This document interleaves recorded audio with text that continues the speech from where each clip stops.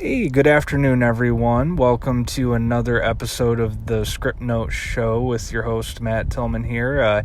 Happy first day of August. Happy Wednesday to you all. It's hard to believe it's August already and how quickly summer has flown by. Hopefully everyone's had a great summer so far and maybe gotten to take in some sights and sounds that you wouldn't otherwise have been able to. So with that, to get today's show underway, what I wanted to kind of cover was talking about a post I recently put up on our website, script-notes.com, where I wanted to ask the site's readers, because lately, we used to hear of talk of a person being in one career for their entire life, and it seems like, nowadays anymore, it's not out of the question for a lot of us to have several different jobs or positions or careers, throughout the course of our lives.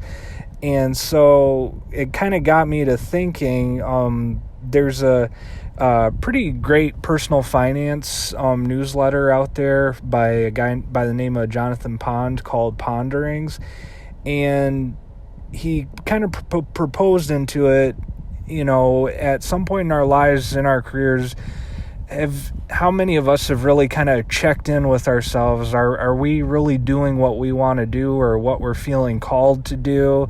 Or perhaps, for whatever life circumstances may have thrown at us, maybe kind of changed up, what we're doing in our lives. So to kind of get the ball rolling with it, after reading that in his newsletter, it got me thinking about my own situation.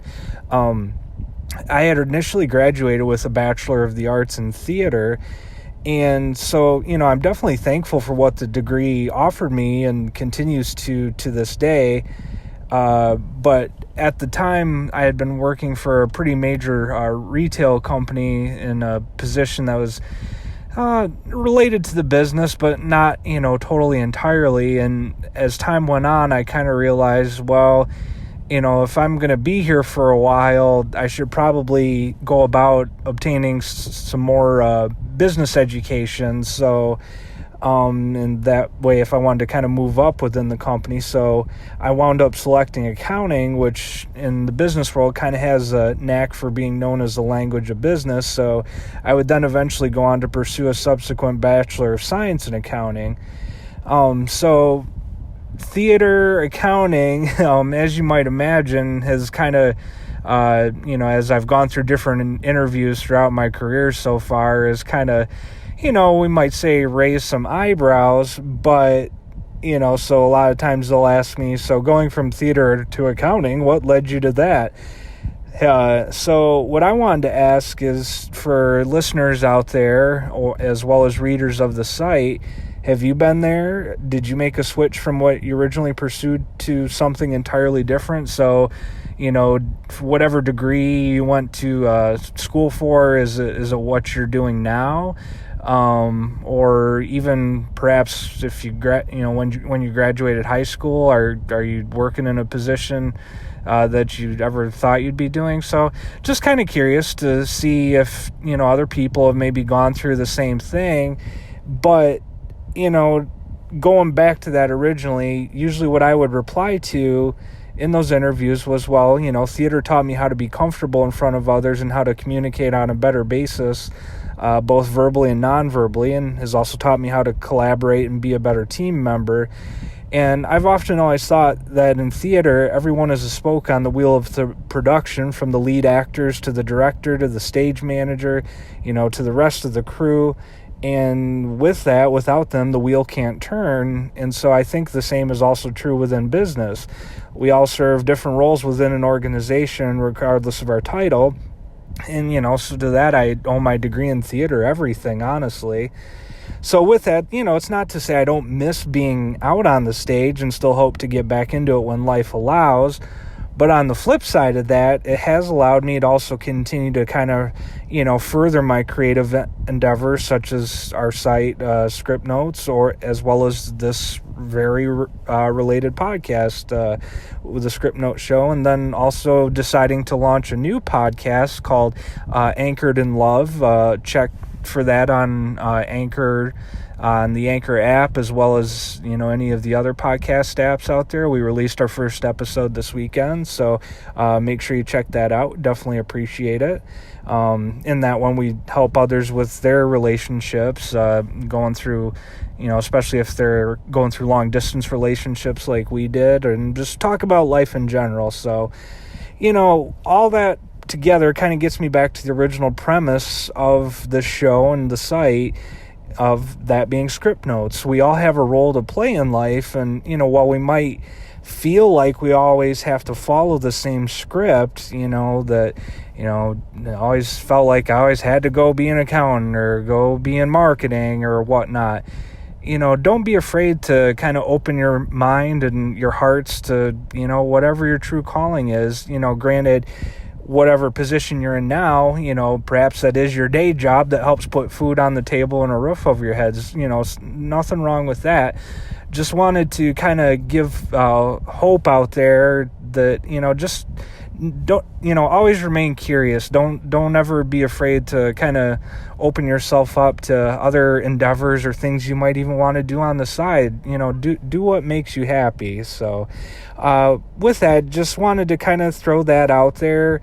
How many of you have gone through career changes like that are on totally opposite ends of the spectrum? I would love to hear from you guys. If you're listening in on the Anchor app, leave a voice message on there. Otherwise, if it's a conversation you might even like to have further, just let me know. Feel free to contact us on our website or on our Facebook page. Would love to hear from you more and to share your story as well, and perhaps a future podcast for others who might want to tune in as well. So that's kind of it for our personal finance business section for today. But also, not sure how many of you have heard, it seems like lately there's a whole bunch of food out there that seems like we can barely even eat what's put on the store shelves anymore. So it appears there's another group of salads and wraps out there, I believe from Kroger and Trader Joe's and whatnot. So just wanted to give everybody a heads up about that out there. I put a link to it in the show notes, so just keep your heads up on that. Don't want anybody getting sick out there, so hopefully I can save you some time in that regard. And then finally, again, hard to believe it's August 1st already, so just wanted to make sure everybody's on the up and up with their budgets out there. Maybe check in with your budget again. Are you on track with everything?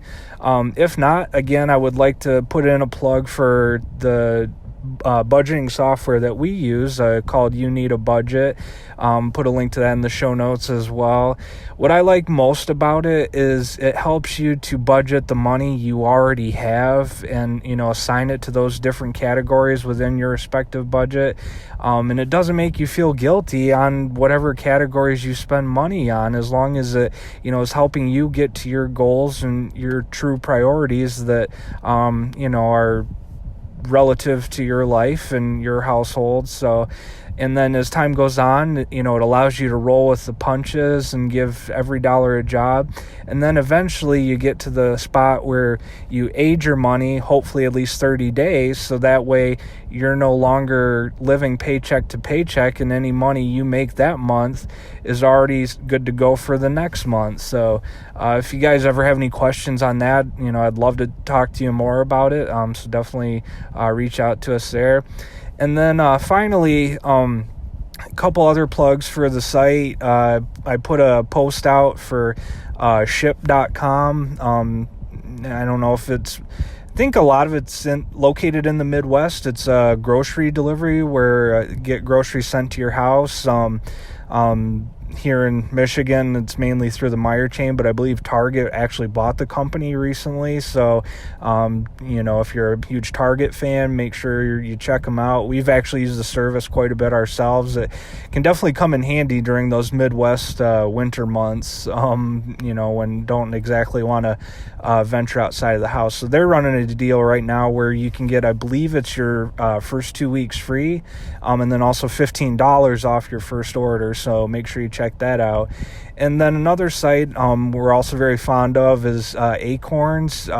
If you've never heard of it, it's a micro investing site that lets you kind of round up your purchases. So you connect like your debit card to the account to the site, and so say if you buy 3 packs of gum for $4.60, it would round up that 40 cents to put into your account, round it up to the $5 there to put into your account, that then would just get reinvested, so you'd never even really notice that you're missing it. So they're running a promotion right now that would like to call out, where if you happen to sign up and invest, not only would our site as well as you get $5, so definitely appreciate that support, so we can continue to bring this content to you both via the podcast as well as the website. But so should you decide to sign up, if you invite 12 other of your friends and they also invest during the month of August, Acorns will actually invest $1,000 into your account. So it's really a win-win situation for everyone involved. So definitely make sure you check it out. I put a post up today that kind of goes into further detail on the website should you have any questions. So with that, we will call it good for today's episode. Just want to thank everyone again for continuing to listen in. Thank you to everyone in the Anchor community on the Anchor Facebook page. It's a great community, I think, that's starting to build up with everyone helping each other out. So shout out to everyone on there. But yeah, so follow us on Anchor.fm, the app. Leave us a voice message. We'd love to hear from you if you have any questions, or look forward to even future collaborations on the show. And we're also available on Spotify, Google Podcasts, Stitcher, Pocket Casts, and more. So thanks again to everyone for listening, and have a good rest of your week. See ya.